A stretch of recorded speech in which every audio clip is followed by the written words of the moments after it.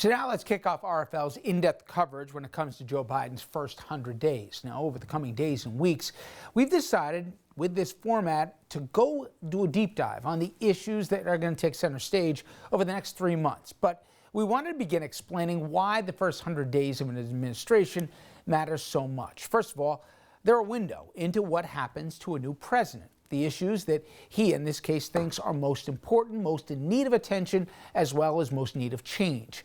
Even in a moment when it feels like there is no end to those issues. The term and the focus of these 100 days, it goes back to the first term of FDR. He took office during the heart of the Great Depression, and not only were his proposals an important part of the recovery, so were his speed in dealing with them. And in more recent times, first 100 days, it's become a new president's best chance to get stuff passed through Congress. Think back to Obama. His earliest push was to pass a stimulus bill and to rescue the Detroit automakers. But doing so ate up so much political capital, it made other Obama policies that much more difficult to enact. So what is on Biden's agenda for the first 100 days?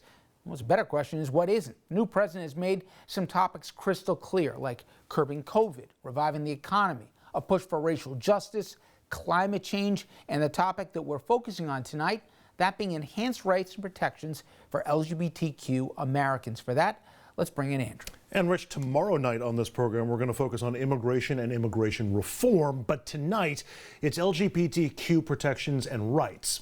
Through the entirety of Joe Biden's campaign, he talked about the need for greater protections for LGBTQ Americans. And on his first day in office, January 20th, Biden signed an executive order that the federal government would treat discrimination based on sexual orientation, just like it treats discrimination on the basis of gender, making it illegal under the 19th Amendment, which banned gender discrimination. Now, that doesn't sound like a major change, but the advocacy group, the Human Rights Coalition, called Biden's order, quote, the most substantive, wide-ranging LGBTQ executive order in U.S. history.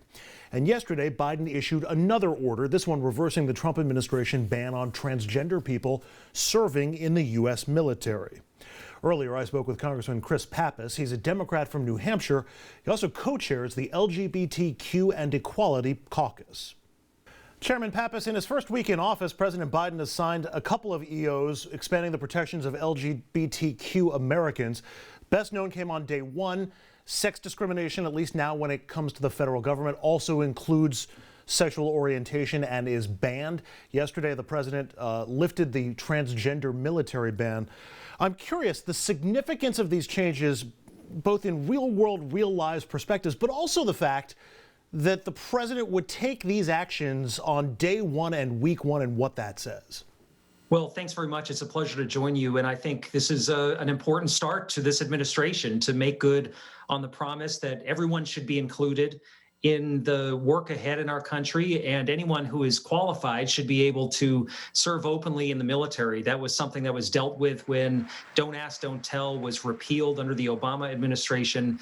And the fact that we saw the clock turned back by the Trump administration and this really discriminatory ban be put in place on military service for transgender individuals put at risk the service of nearly 15,000 transgender service members who are on the job today. So I think this was an important step forward.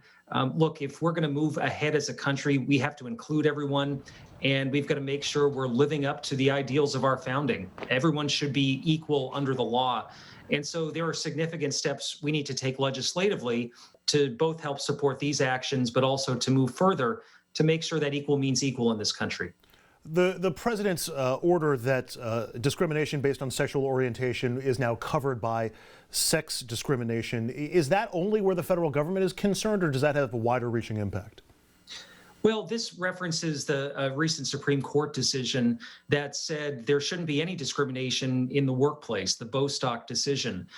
This, I think, compels us in Congress to really want to continue to move forward with a piece of legislation called the Equality Act. We want to add LGBTQ individuals to our nation's civil rights statutes to make sure that not just in employment, but in housing, in education, in public services and accommodations, that everyone is treated equally and everyone can be themselves regardless of whom they love or who they are. So this step that would seek to protect federal employees is an important step, especially in view of that Supreme Court decision.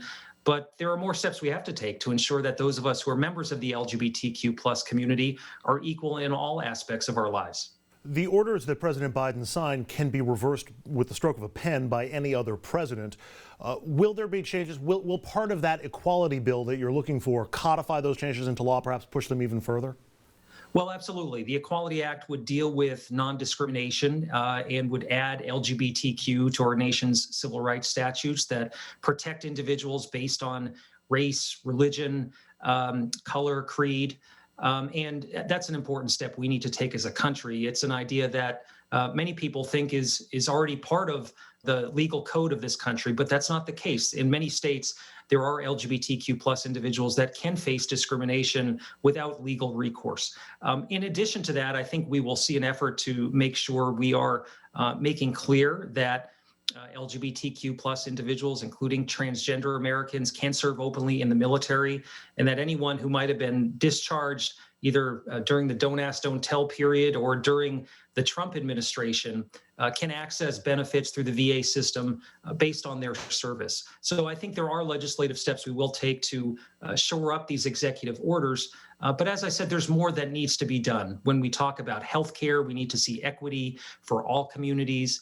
We need to make sure that LGBTQ individuals can donate blood, and we need to revise a discriminatory blood ban that's been in place for a number of years that isn't based in science.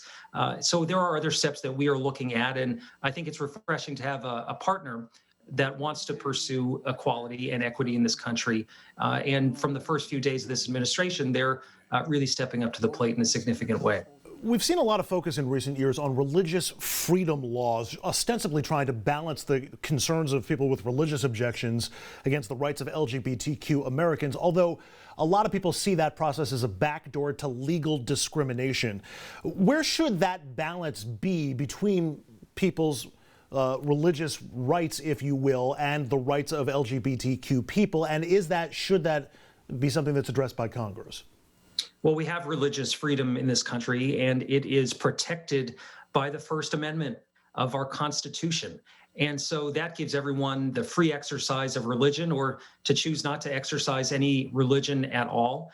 And it's important. If you look at documents from our founding, the writings of our founders, they wanted to make sure we had a separation of church and state in this country. That's what our Constitution seeks to achieve. That has been upheld through court decisions.